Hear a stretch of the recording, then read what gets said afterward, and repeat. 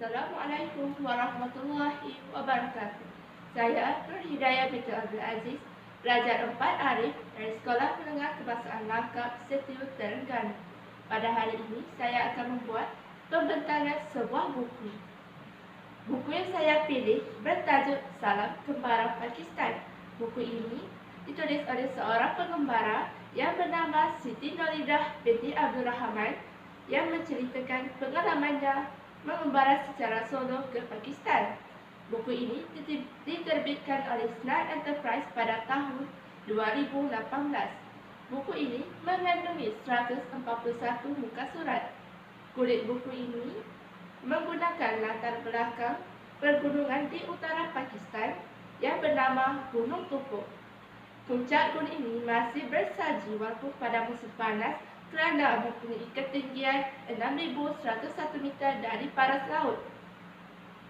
Kaki gunung yang terdapat pada buku ini ialah Lembah Hunza yang sangat terkenal dengan tasik yang cantik.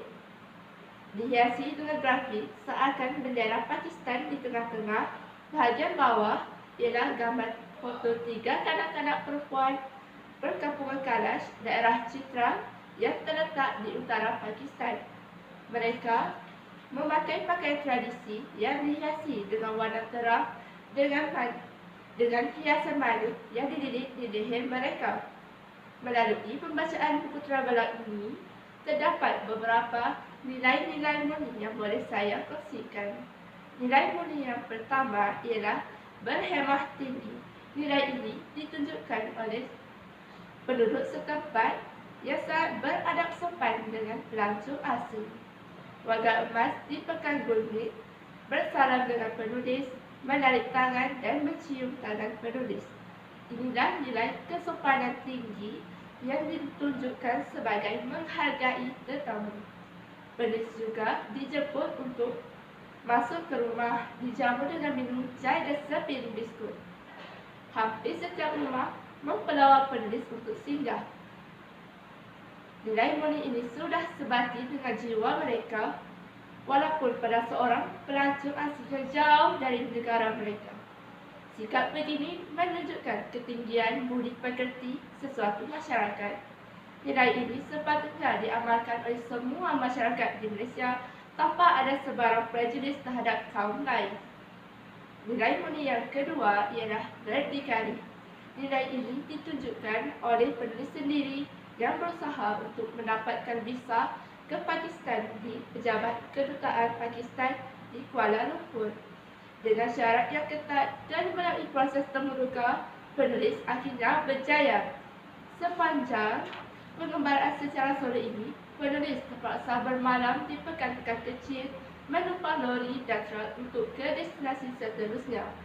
Akhirnya, penulis berjaya ke melepasi imigrasi Pakistan setelah menempuh perjalanan yang mencabar secara bersendirian.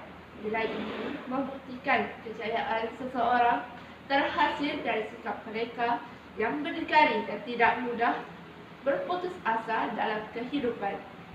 Nilai yang ketiga ialah hormat menghormati.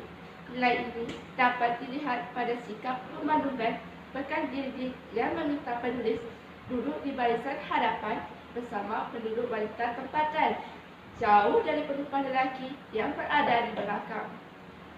Pemandu band di Pekan Masjid juga meminta penulis duduk di sebelah pemandu kerana penulis adalah satu-satunya penumpang wanita dalam band mereka. Perbuatan ini didorong oleh rasa hormat mereka terhadap penulis. Ini menunjukkan lelaki Pakistan yang rata-ratanya beragama Islam amat menghormati kaum wanita seperti yang dituntut dalam agama Islam. Nilai yang keempat ialah persahabatan. Penulis telah berjumpa dengan seorang pelancong solo lelaki dari Korea yang bernama Encik Lee. Semasa dari Kashgar ke Pekan Sus, Encik Lee sanggup menunggu kenderaan bersama-sama penulis untuk ke Pekan Gilgit. Beliau akan menahan jeep-jeep yang lalu dan bertanda jika mereka sanggup menumpangkan penulis ke Pekan Gilgit. Penulis juga telah bersahabat dengan seorang wanita Amerika Syarikat yang bernama Susan yang juga merupakan pengembara solo. Mengikut Susan, pengalamannya sepanjang berada di Pakistan ini, dia dilayan dengan baik sekali. Berbeza dengan cerita buruk yang selama ini didengarnya. Ini dapat membuktikan bahawa unsur luas sentiasa memesongkan fakta dari kebenaran yang selama ini memburukkan layanan terhadap perempuan. Melalui pembacaan buku ini, terdapat beberapa impak yang boleh saya karangkan untuk perkongsian kali ini. Antaranya ialah buku ini telah membuka minda saya terhadap dunia luar. Pakistan merupakan negara yang besar dan kaya dengan keindahan alam semula jadi. Negara ini mempunyai pelbagai etnik yang dipisahkan oleh kedudukan geografi mereka di kawasan yang bergunung ganong. Lebuh raya Karakoram yang dibina di kawasan pergunungan menjadi laluan utama yang menghubungkan kawasan pedalaman dan pekan. Selain itu, kita dapat mengenali budaya dan cara hidup di tempat orang. Keindahan alam semula jadi dapat saya hayati melalui perkongsian gambar yang dimuatkan di dalam buku ini. Saya berharap suatu hari nanti saya juga dapat pergi ke tempat-tempat menarik tersebut untuk menikmati keindahan alam ciptaan Tuhan ini. Seterusnya ialah persahabatan akan terjalin melalui pengembaraan. Kita dapat menambahkan bilangan sahabat dari pelbagai negara sama ada dari negara yang kita lawati atau sama-sama pengembara. Persahabatan ini akan terus kekal dan dapat membantu kita jika kita ke negara mereka. Melalui sahabat juga, kita dapat berkongsi pengalaman dan cerita tentang pelbagai perkara seperti adat resam, budaya di suatu tempat yang pernah kita lawati. Impak seterusnya ialah sikap berdikari penulis menjadi sumber inspirasi kepada saya dalam mengurus dan menyesuaikan diri sebelum dan semasa pengembaraan, lebih-lebih lagi di negara luar. Contohnya, kita perlu melengkapkan diri dengan pengetahuan cara mengurus perjalanan dan menguasai bahasa Inggeris sebagai bahasa antarabangsa untuk memudahkan berkomunikasi dengan orang lain. Dengan kata lain, saya dapat belajar cara penulis menguruskan perjalanannya semasa pengembaraannya. Saya sangat suka membaca buku ini kerana ia ditulis berdasarkan pengalaman sebenar penulis. Gaya bahasa yang digunakan adalah santai dan bersahaja, tetapi suasana alam dikarang dengan teliti membuatkan pembaca terpukul dengan keindahan alam semula jadi. Seolah semua terbentang di depan mata saya. Saya seolah dibawa bersama mengembara ke kawasan pergunungan dan merasai kedinginan cuaca tanah tinggi.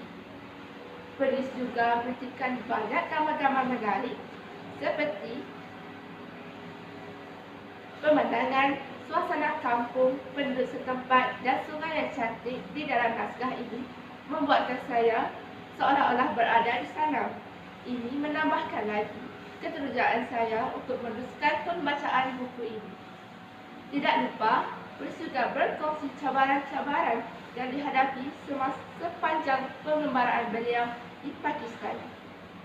Elemen cemas semasa pengembaraan untuk kesukaran untuk mendaki tanah tinggi sehingga kekurangan oksigen. Kedinginan suhu pada waktu malam membuatkan saya tidak senang duduk semasa membaca. Saya sangat menggalakkan rakan-rakan saya membaca buku ini. Kata orang, jauh berjalan, luas pandangan. Tetapi, kerana kewangan dan masa, buku ini Salam dari Pakistan menjadi alternatif untuk kita menambahkan ilmu tentang negara Pakistan. Lagipun, bukankah membaca itu jambatan ilmu? Saya percaya rakan-rakan semua akan berpuas hati dengan isi kandungan dan teruja untuk mengembara ke Pakistan suatu hari nanti. Sekian, terima kasih.